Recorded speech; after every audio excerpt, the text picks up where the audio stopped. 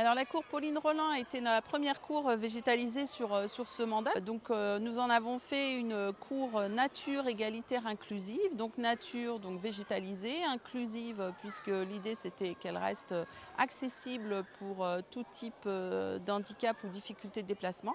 Et égalitaire pour qu'une cour ne soit plus occupée majoritairement que par des garçons. C'est bitumé et on peut y faire un terrain de foot au milieu. Donc l'idée là c'était vraiment de modifier les espaces et que ça puisse être approprié par les enfants, par groupe, selon les espaces. Les travaux ont eu lieu en juillet-août 2023 pour une livraison en septembre. Et puis des derniers travaux de plantation, puisqu'il y a beaucoup de végétaux, sur les vacances de la Toussaint 2023.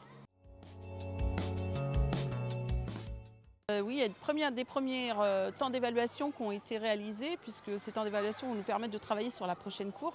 Donc des temps d'évaluation avec les enfants mais aussi avec les adultes, donc les équipes périscolaires et les enseignants. Les retours sont plutôt satisfaisants puisqu'effectivement les enfants se sont très vite appropriés les lieux, les différents espaces, les temps calmes, le hamac, l'ombre, les végétaux et puis le jardinage. On voit que ça commence déjà à pousser.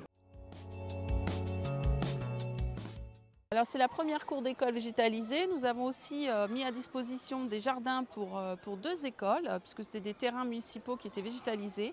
Donc Couche-Digné et Port-Aublé ont bénéficié depuis septembre 2023 d'un jardin d'été. Et donc nous avons choisi la deuxième école à végétaliser qui sera l'école de Ragon. Les travaux sont prévus à l'été 2025 avec une livraison en septembre 2025.